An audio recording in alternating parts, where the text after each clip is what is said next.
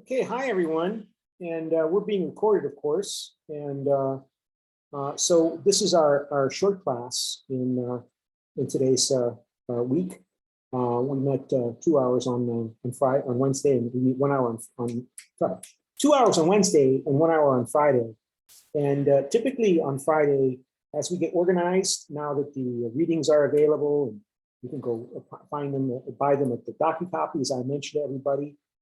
We also will begin to prepare to do our weekly assignments, because I have a short request that I think I should open up the syllabus here for the class, that you also prepare for class on Fridays in particular, so that you are going to talk in class in a debate, because one of our many objectives in this class, one of our main objectives is to also give you more opportunity to practice and polish your already wonderful English language skills. And so on Fridays, I would like you to participate in an in-class debate or a student debate, depending upon who is signed up for their student debate. But either way, we have a group class debate or a student debate on Friday. So for next Friday, I would like you to write an opinion statement on this topic. I would like you to send it to me. I'll get it all set up on Cyber Campus this weekend. But say I would like you to send it to me by Thursday at 7 in the morning. Next Thursday, a 150-word paragraph on a position on this topic. You write a pro or con response to this debate topic. So to South Koreans, the concept of culture is just too broad. So those who are not Koreans, that's okay. Just pretend you're Koreans. So the concept of culture is too big. Pro or con? Is this notion of culture, this idea of culture, useful? Or is it just basically a cloud that prevents or obstructs us from being effective managers, because we have to be worrying about this vague concept called culture that doesn't really have a clear, or people don't have a clear understanding, often don't have a clear understanding of what it means or what it is. So what are we supposed to do with this notion of culture? What is it? What the heck is culture? We all might accept, oh no, there's culture. Well, what is it? And that, I think we all accept that culture is significant and important, but you try to get people to define what it is. Okay, describe what is culture, and how does culture relate to attitudes? How does culture relate to attitudes and values? How does culture relate to attitudes and values and norms? How do norms differ from attitudes? What are perceptions? Oh my gosh. And when you start asking all those important questions, that's when you face the challenge of defining and specifying, what do we mean by culture, and what is the relationship of culture to, and this is important, this is highlighted in the Trompenaars book, but not directly. What is the relationship of culture to emotion? Because people, I almost said well, they're driven by emotion. Think of that word, emotion. To motivate, to emote, emotion, to emotivate, emote. We are driven by our emotions, by our loves, by our hatreds, by our fears, by our joys. These drive us in our social life, right? We live life in order to feel happy, to feel good, to avoid dangers, to be satisfied by people giving us what we need in terms of respect and identity in the world. These are all really powerful drives, but wow, we have not really made much progress, I think. And we have to make more progress in understanding what we need by emotions in including the role of emotions and as part of culture. And the key, I think, in the Trompenaars book for incorporating emotion into culture is given to us when they talk about a moral, ethical edifice. When we talk about morals, what do we mean by morals? Morals is about right and wrong, about doing the right thing and not doing the wrong thing, about judging each other.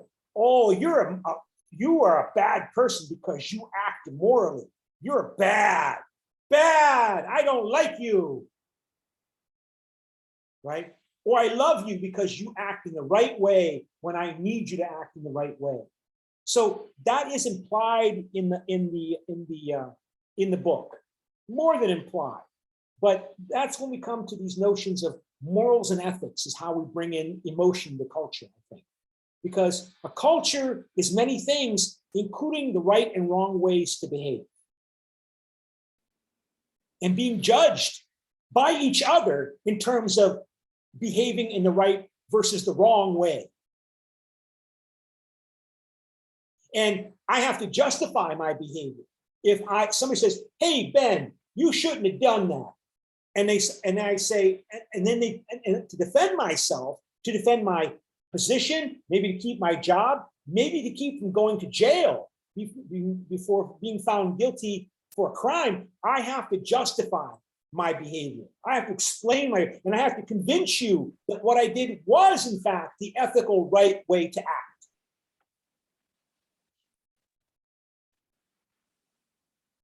And so I think that is the important point to keep in mind here, that if I, as a manager, unintentionally offend somebody because I offend or ask them or make them do something or push them to do something that offends their sensibilities of what is the right way to act in this world, they're going to become very hostile, emotionally hostile.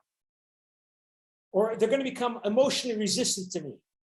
And it's going to be extremely difficult to communicate effectively with those people as my staff, as my employees, or as my students, or as my congregate, my fellow worshipers in a church service, whatever organization we're talking about.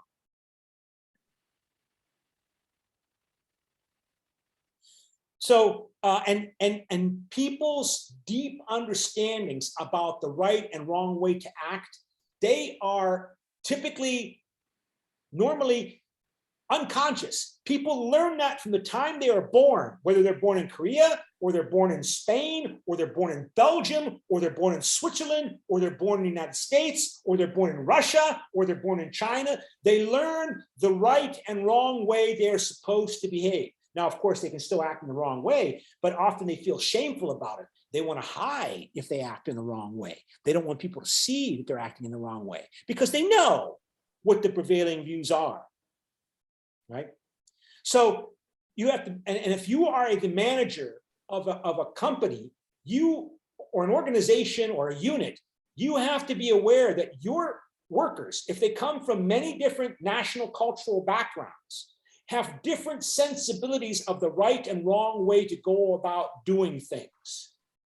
And they're not going to like, they're going to react negatively to somebody acting from a different national culture, behaving or acting in a way that they think is not the right way to act, because that's not what I understand as a Korean or an American or an Italian or a Russian or a Chinese or a German or however we were taught that we should act. So we have to make people aware about cultural differences.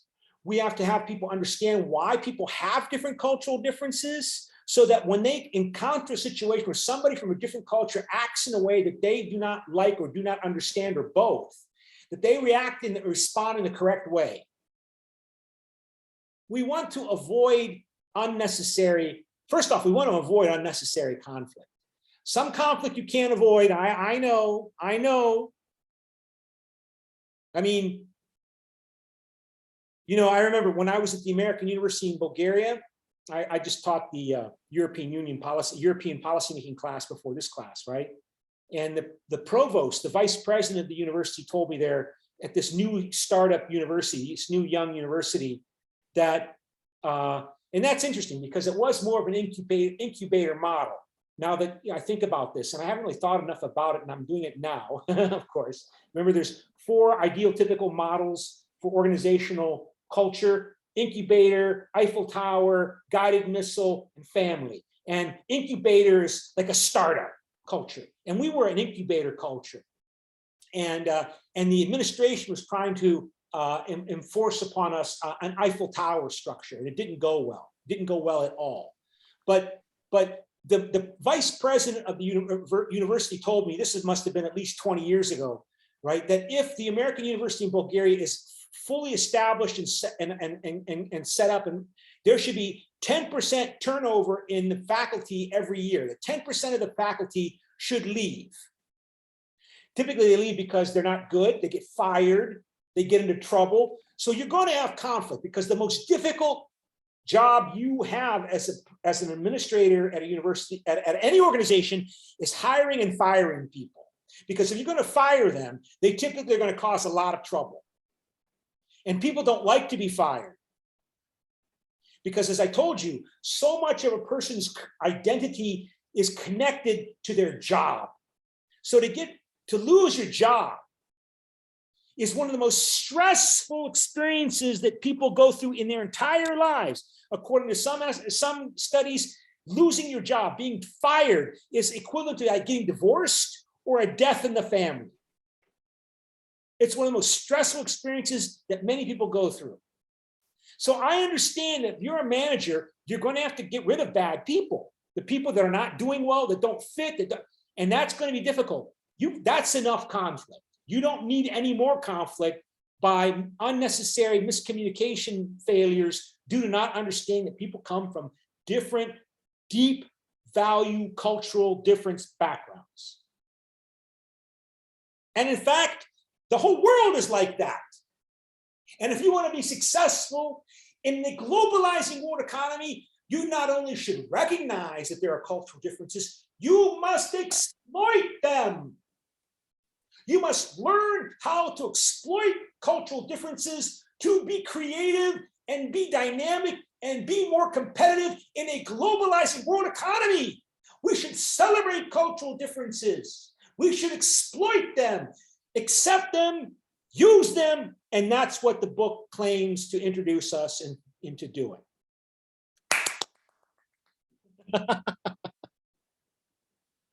I know it's hard. I've seen some unusual things in organizations, particularly when I was at the American University in Bulgaria, and that was quite a learning experience. Yeah, so that's what we will be doing on Fridays, and then you will submit the paragraphs on Cyber Campus, and I'll set all of this up on Cyber Campus. And where you can submit your 150-word paragraph, and then I want it by Thursday so that I can write comments on it and send it back to you to make some more changes if necessary, to get the full 5-point credit for participation for each paragraph.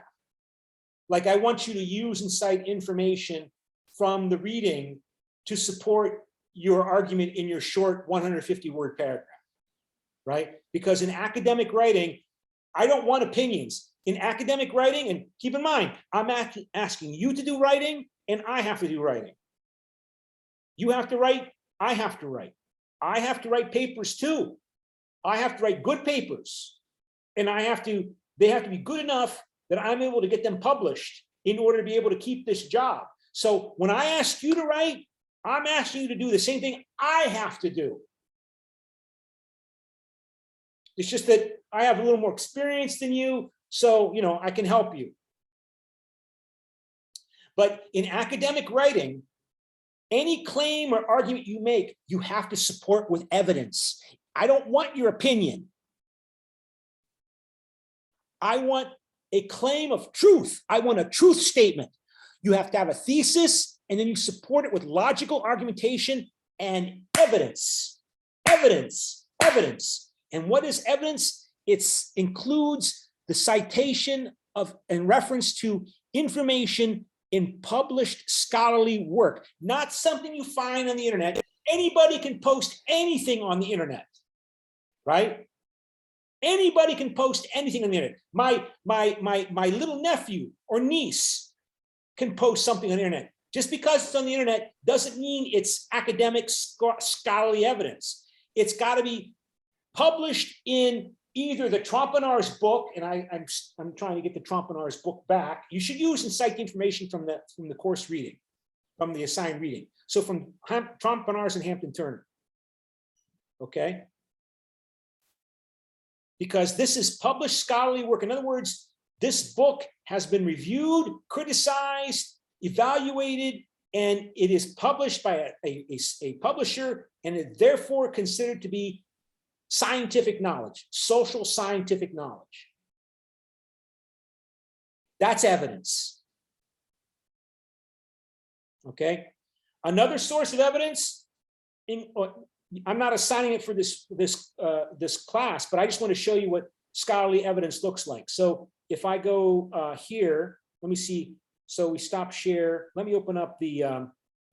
Can I show you what I have? What do I have opened up here? I have to see what I have opened up here. I want to open up an academic database. So we go to, here's an academic database. And so I go basic, just a second. I want to get this set up first before I share the screen. And so you see here, so let me make sure I'm sharing the screen. So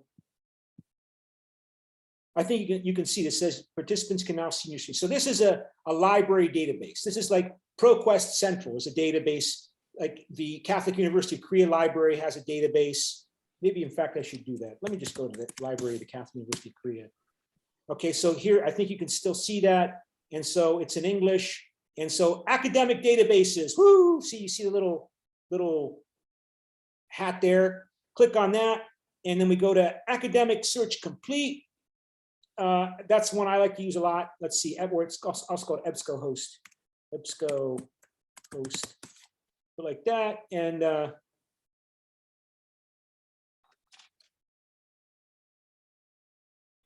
what's this? They changed this website, but I just want to, let me go EBSCO.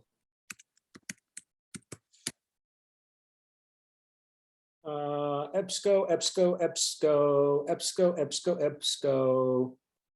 What is this? Well, this is not what I was really. I wanted to use the Catholic University. I use other websites because I have other ties with other organizations. So I use their material. But like if we go here, okay, we click here. And so we go to the EBSCO site and it's supposed to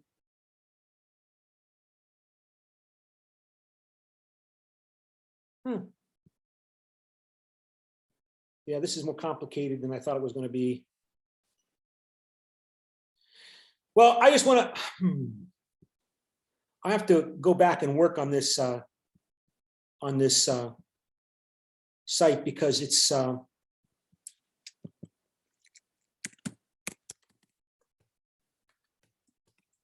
they've updated things here. Oh, is that it?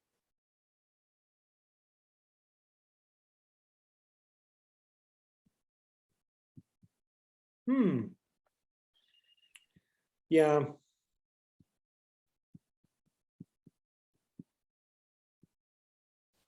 What the heck is this? Okay, let's do it this way. Let me just use something that everybody knows already. We'll go to Google Scholar. Hooray, Google Scholar. So I think you can see this website. And there you see the Google sign-in page. You see that little hat there? That's Google Scholar. And that means everything that is posted here on Google Scholar, according to Google, is articles that have gone through the peer review process. The peer review process means academic peers, academic professors have reviewed each of these articles and criticized them and worked to improve them to make sure that they're considered to be scholarly knowledge. Scholarly, social science, knowledge, right? So you can use my profile, you can use Google Scholar, because these are all peer-reviewed. They go through all of the internet and they find peer-reviewed articles. So of course they know we're all interested in what's going on in Ukraine and elsewhere, and you know, from my history. So what's this?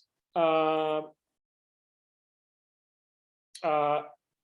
this is an example of peer-reviewed source, but I have to work on EBSCO because I have to work on the library, University Library, because the Catholic University of Korea has updated its library website. So I got to go back and figure out how that works before I show you more of what they do here. But this is a peer-reviewed article. In other words, this is considered social science knowledge. So you're welcome to do more social science research in your work in this class, but it's got that this information that you reference has to be from scholarly sources, the kind of material you find on Google Scholar or Academic Search Complete or ProQuest. But I got to go back and figure out how the Catholic University of Korea new library website works. I think they reduced some of their subscriptions because they cost too much money, which, you know, I have to go back and check. But they cost a lot of money, right? Like what? You can see it says peer reviewed. No, what is this then? I don't know. I mean, I want to find academic databases, and it converts from Korean to English, and that might be part of the problem here.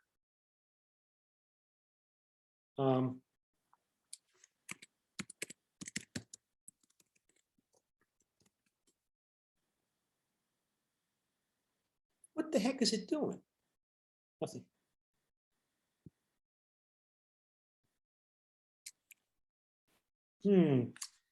Yeah, I'm gonna have to work on this. Okay, I'll work on this later. Okay, so all right, so that's what I want us to do, and make sure that we share the screen and go back to the syllabus.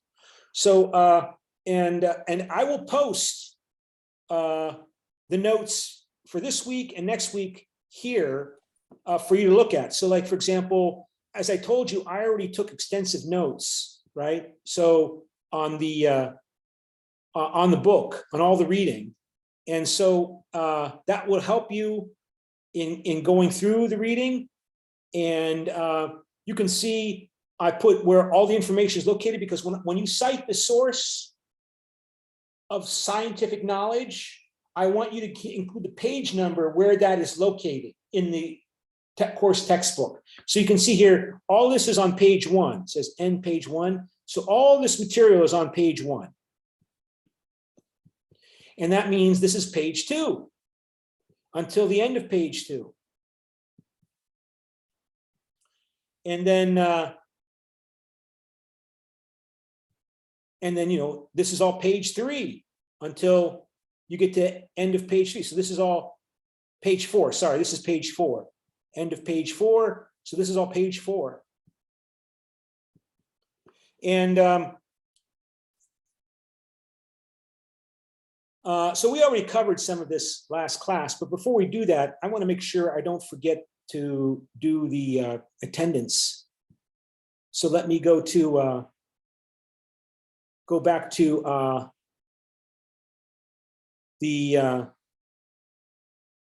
I thought I had it opened up, but I don't see it here. So let me open up here. Let me go here. Okay, so stop share. Let me go screen share. And go here. And I think you can see that. Well,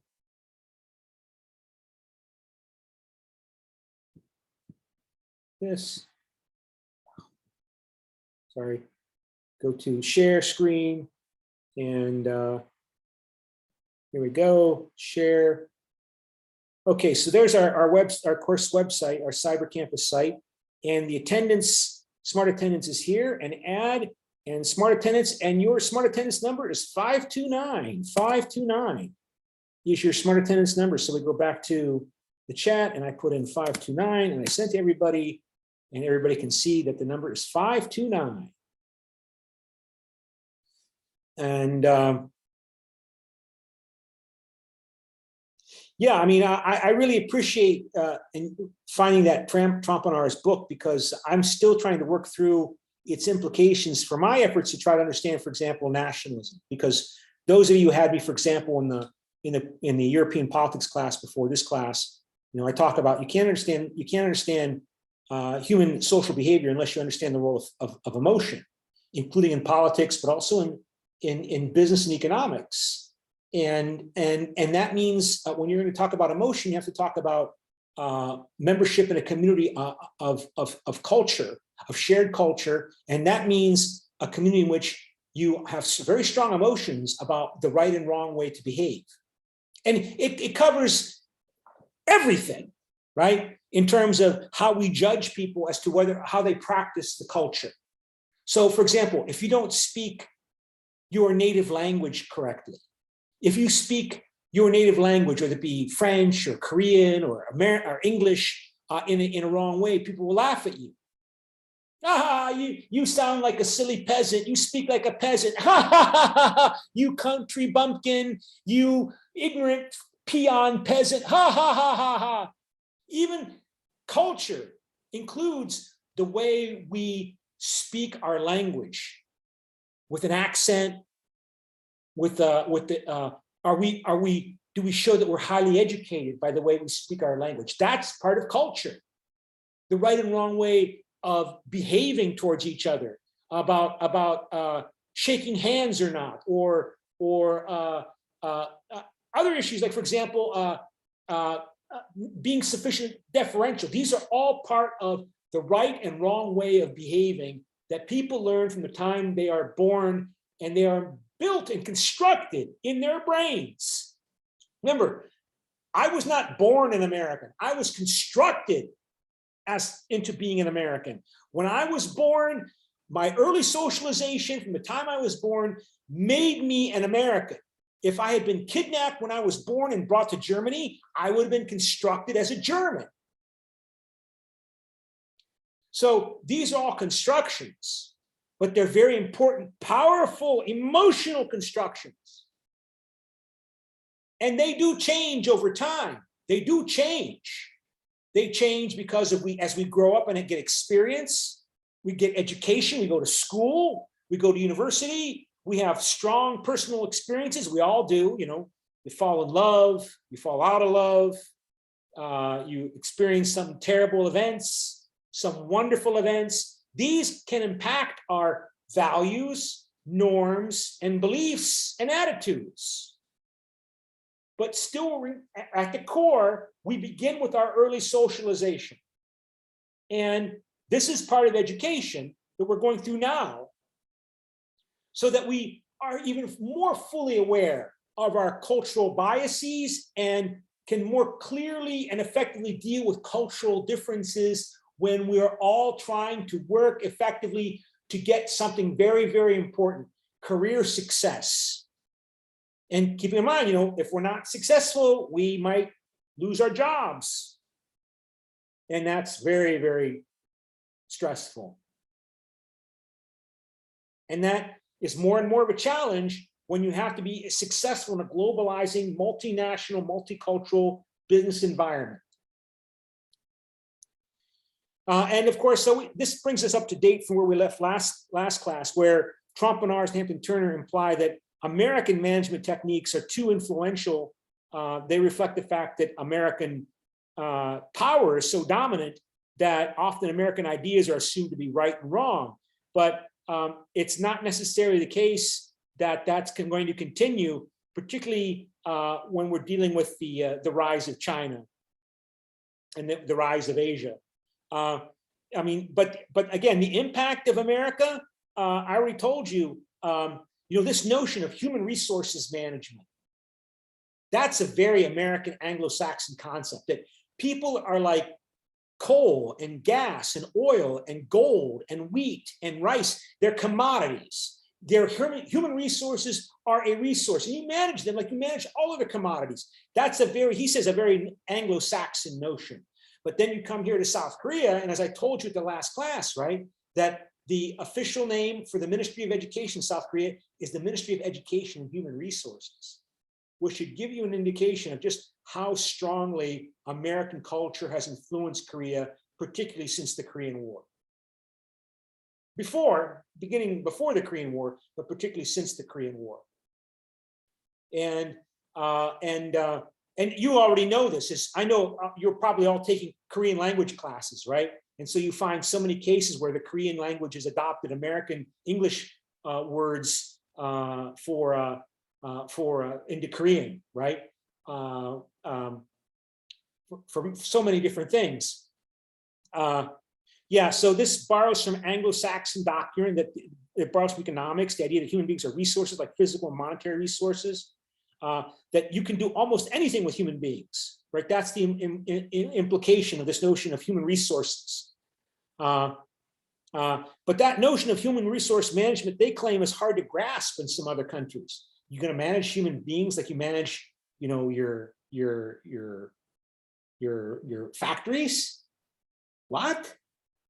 And so international managers are challenged because they must operate on several different premises simultaneously. They have their own cultures, right? I'm an American, you're a Korean, you're a Belgian. So we bring those biases and assumptions. They're typically unspoken assumptions, like they're just there and we don't realize what they are because we don't think about them.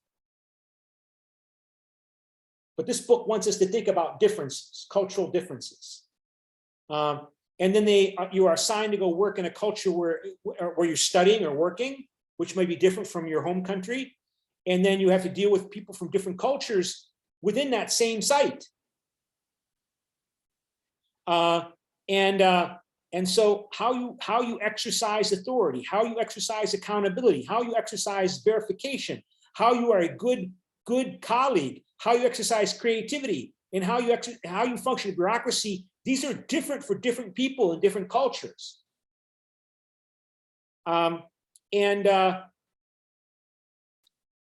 we have to be aware that our cultural expectations may not be considered or appropriate for other cultures.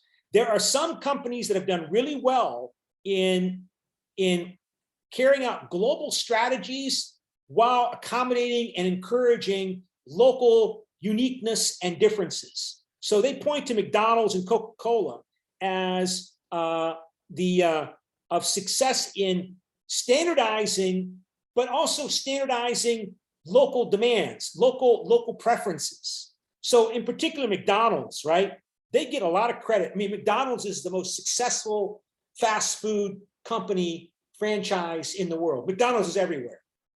But there are so many other fast food enterprises that grew and failed and disappeared, and we don't even remember them.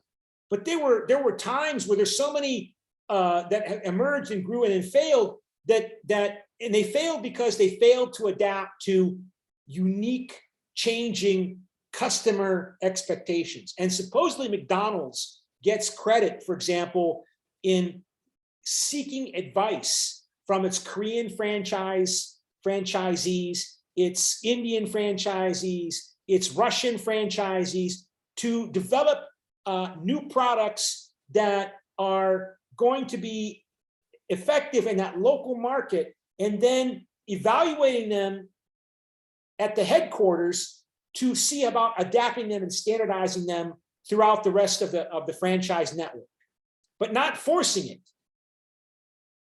right? So they're most successful at that. So I mean, they're referenced a couple times in the book. Keep in mind, McDonald's means different things to different people. I think it's the case here. For example, this is about branding. This is about branding. What does branding McDonald's mean in Korea versus branding McDonald's in Belgium or Switzerland or United States? And that reflects the local culture and the local expectations and values and attitudes. So, and how those evolve and change. I mean, I grew up with McDonald's, unfortunately, right? I mean, I ate too much McDonald's when I was a child. And of course I got really heavy. And it was considered, and it still is considered in America, to be cheap food that people who don't have a lot of money buy. It's not considered healthy. It's considered like lower middle class food. It's not considered high status to eat McDonald's. But as I told you in the European politics class, I was in Bulgaria at the American University in Bulgaria from 1994 to 2009. And I was there when the first McDonald's opened in Bulgaria. And I think it's even referenced in the book. When that first McDonald's opened in Bulgaria, it was considered to be high status, high social economic status dining. This is where the people in Bulgaria who are being successful in the new capitalist economic and political system, this is where they went out to eat. They went to the McDonald's franchise in Sofia, Bulgaria. It was considered high socioeconomic status, right? Somebody that was successful in the new Bulgaria after communism in the 1990s, they wanted to go to McDonald's, which of course to me sounds funny because when I grew up, McDonald's was what working class people ate.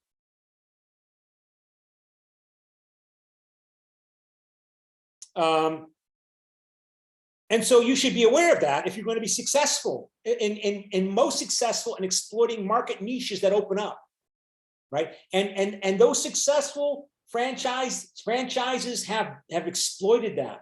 Those companies like KFC, like they're really popular in Africa. Like in Africa, somebody successful in Africa, they go to KFC. KFC. Again, in the US, KFC is considered to be bad fast food that poor people eat who don't take care of themselves. You don't want to eat too much KFC or McDonald's in America, unless you're considered to be kind of uneducated. And of course, if you're not so educated, you have lower status. So they spend a lot of time in the book talking about how American thought and American assumptions and American culture has dominated management theory. And they're claiming that needs to change. And that we need to at the same time, we need to function on a global scale, which means we have to have global coordination, which means there has to be some kind of global standards of some sort. But at the same time, we need to accommodate diversity. And not just accommodate it and tolerate it, exploit it for competitive success.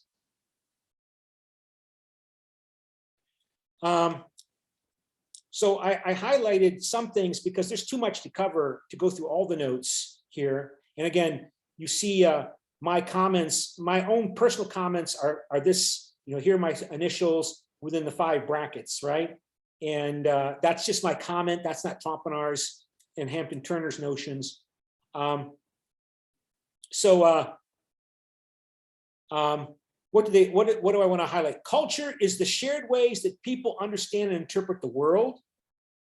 That means that there's a Korean way of understanding and interpreting the world, and a German and a French and an American way, and that it's some other important points. Yeah, I mean, yeah. Sorry, Mr. Dominicis? Yes. Could you share your screen? Oh, yeah. Thank you. I'm sorry. You got it. Yeah, I forgot. Thank you. Please always do that. If I forget to share screen, because I will sometimes, right? And so please don't wait. I'm not going to be offended if you tell me, oh, you're not sharing screen. Let me know, okay? Because there's so much to do on this computer to make this work. So thank you. So I already told you about how he claims each of those stories in his book are real stories, but he changes the names so that we don't know who they are. So somebody evidently did try to apply guided missile type organizational management techniques that are really popular in the United States, where you restructure an organization each time, all of the units, each time you have a specific project that you're trying to carry out, and you take this and that, and you go outside, you get a consultant, you bring that in, you bring this, you take that and you put together something to create a new kind of organizational task management organization to achieve the objective. And Italians don't like that. They expect to be, when they go to work, that they're part of a family. So you don't exclude people, and you don't treat people in ways that imply that we don't need you right now. Everybody's got to have a role because everybody's part of the family, even if some roles are more important than others. And so they give you some of the best-selling books about management have been written covering on topics like, and each of these has a Wikipedia page, okay? And like I told you, I've been working for a few decades now. So just by reading the American newspapers, I've encountered these terms, right? Strategic business management by objectives, assessment center, total quality management, and they all got a Wikipedia entry. So I put the Wikipedia entry in there, and I'm sure these foundational books have all been translated into Korean language, right?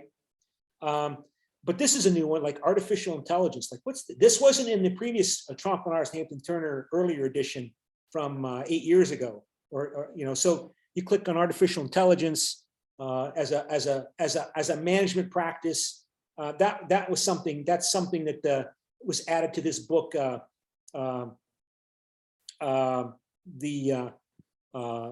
this latest edition. So if you're interested, you can read up on those topics. And again, they give you some background about how this is an important statement. It comes from this person's professor, Geert Hofstede, who kind of mocked his book, like it's just being basically a popularization book so that Trompe-l'Œil can make a lot of money. Culture is the way in which people solve problems. And of course, we're talking about over thousands of years. Chinese culture is developed, Italian culture, South European culture, German culture, Dutch culture. When we talk about solving problems, we're talking about solving problems like how to survive in your environment, how to survive in your social environment, your context. If you're, if you're living in Japan, you might not have to worry so much about competitors so much because you're on islands, and islands that are kind of protected from invasion. But if you're living in Germany or France, where you have to deal with land invasions and land attacks by people just coming on horseback and attacking you, you might have more of an orientation towards order and Eiffel Tower culture as a way by which to organize yourselves. Because you have different problems over all of those generations, going all the way back to the beginning of history, of civilization. So to understand culture, you have to go beyond food and dress and language, although language is really important, right? Culture comes in layers, like an onion, and the most,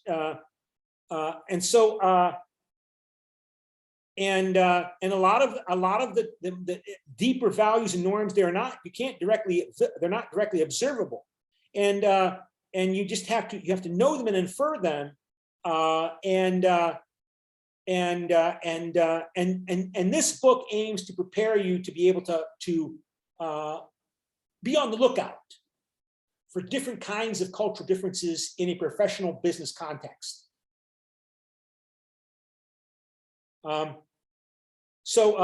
This book is about national culture, although there are differences obviously within national culture. I think Trompe-l'Œil's Hampton Turner go out of their way to point out that we talk about American culture, but they claim that West Coast California type culture in America is very different from East Coast culture. But we can't cover everything in the book. And there's national culture, and then there's organizational cultures, and then professional cultures. This book is about national cultures. And yeah, they make that point about how East and West Coast American culture is different. They point out again that Europe is the most culturally diverse place in the world, which is saying a lot when you compare, for example, with India. Really? Europe is? How does the European Union work? What does it mean to be a European? How do you Europeanize? These are all topics from the previous class this morning I taught. How do you Europeanize and become European when you have Italians and Germans and Dutch and Belgians and French and Greeks that have such different cultures? How do they resolve problems? How do you solve European problems? How do Europeans solve European problems? Are they solving problems in Ukraine today? With Russia? Not so well. Not so well at all. Yeah, nowhere do cultures differ so much as in Europe. That's a pretty strong statement. And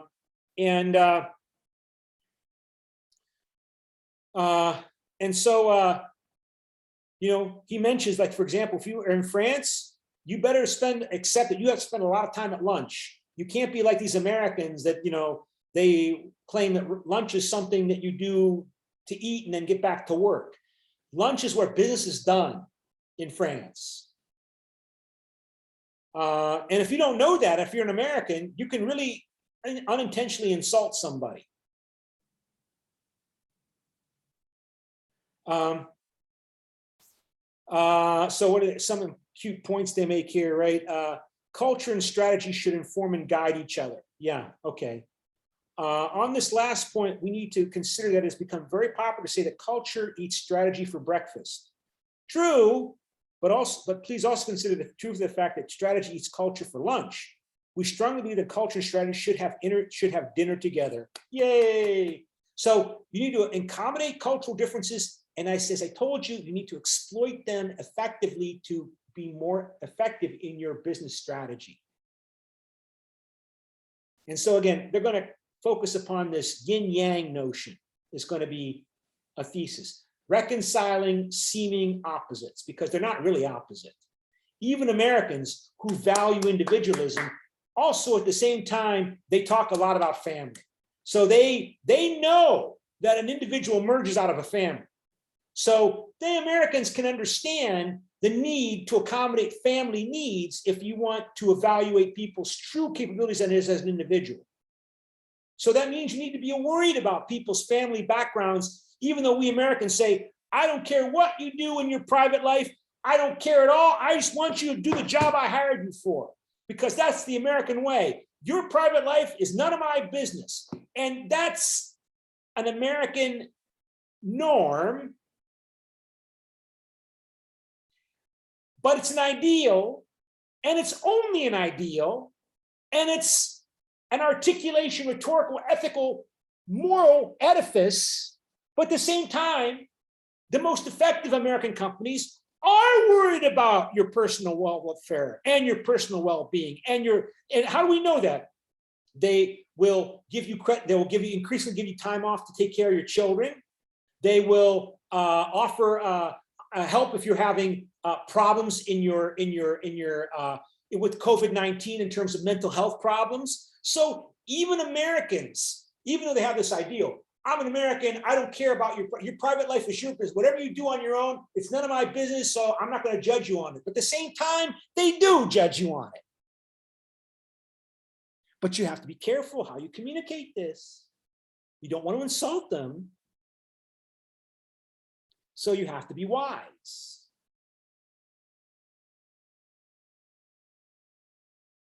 And that's true with everybody, everywhere.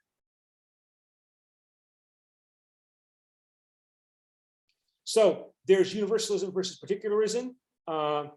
You know, the universalist says it's just a right and wrong way of doing things. Like German culture emphasizes that, versus the particularist way of doing things, which emphasizes that no, you got to take care of your friends.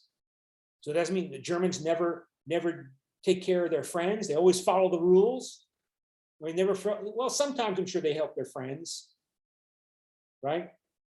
Individualism versus communitarianism. Do people regard themselves primarily as individuals or primarily as part of a group? And the Americans tend to claim that they evaluate you as an individual, but at the same time, they also will evaluate you in terms of your group, unfortunately or fortunately. Like, are you belong to a group of people that white culture in America views with traditional disdain, like the marginalized communities. But of course, Americans like to believe, oh no, we only evaluate people on the basis of their individual characteristics. I don't care if you're black, brown, purple, yellows, green, doesn't matter. But it does matter. Neutral versus being emotional, specific versus diffuse. Is your private life part of the company's concern? And this is apparently the case here in Korea, right? Korea is a diffuse culture. That For example, I mean, they give you a place to live here in Korea. When I got a job, I live in an international house on campus. Like that's just an expectation, right? That if you're going to get a job for the Korean company, the company will help you set up your personal life as well. Attitudes regarding time, like are you synchronic versus linear? And attitudes towards the environment. Do you accommodate the environment or you try to conquer the environment? Okay, so that's where we have to stop today. Anybody have any questions? If not, I will give you some instructions over the next couple of days, okay? On Cyber Campus. And I will post this recording on the website. Okay? Bye.